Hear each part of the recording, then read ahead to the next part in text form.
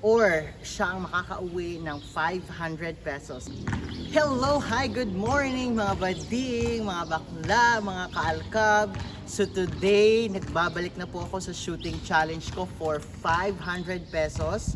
So medyo matagal tayong hindi nakapagpa-shooting dahil sa nagkasakit ang inyong likod. So today, meron tayong challengers. Nagbabalik na po ako sa pagpapashooting. So, bago natin simulan yung shooting challenge, gusto ko lang po humingi sa inyo ng suporta. Please, kindly like, share, and follow my social media account, Facebook page, YouTube, and TikTok.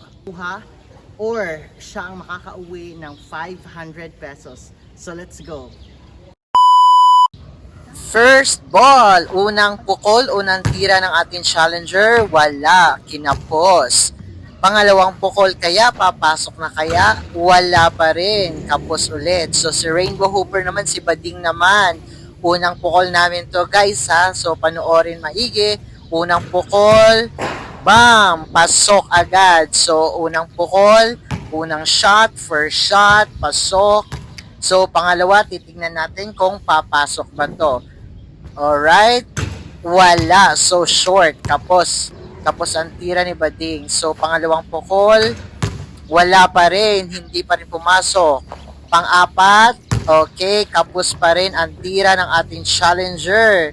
So dito ay second attempt ko na. So ayan, so since pumasok yung kanina, yung unang shot, so dito kaya papasok kaya ang shot ni Bading.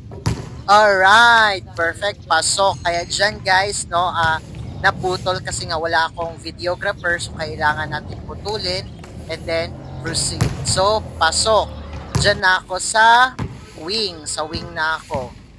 Okay, next, habol, wala pa rin. So dito, malalaman natin kung pasok kaya to sa tira ni Bading sa pang-apat. Alright, pasok. So guys, no, parang hindi nyo nakikita na pasok siya kasi nga ringless, wala kasing net. So ayan, shout out sa mga taga Mercedes, mapamatanda o bata. Alam nyo, nakakainis kayo. So kung mataas na talaga ang talon nyo, hindi mataas na hindi yung sasabitan nyo yung net. Ayan tuloy, wala tayong net. Okay, diba? Nakakainis kayo pati sa kabilang ring. Wala. So anyway, sunod-sunod yung pasok ng ating challenger, naka-2 na siya. So 5 na rin ako dyan.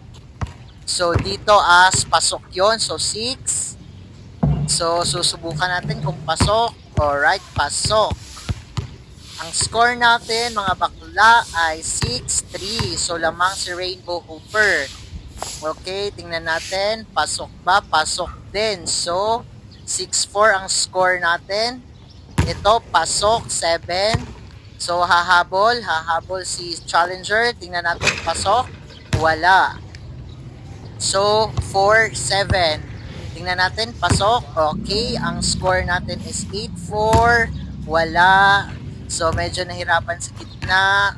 Tingnan natin, pasok. 5-8. So, 5-8 na ang score natin, mga bading. So, dito, tingnan natin kung papasok. Pasok yan. So dyan, sinabihan ko yung videographer kasi may dumating ng bata. No, so inutusan ko siya na mag-video. So sabi ko mag-peace bump kami pag na-shoot ko to. So tingnan natin kung papasok ang last shot na kailangan. Alright, pasok. So panalo si Rainbow Hooper. Peace bump. Tapos na.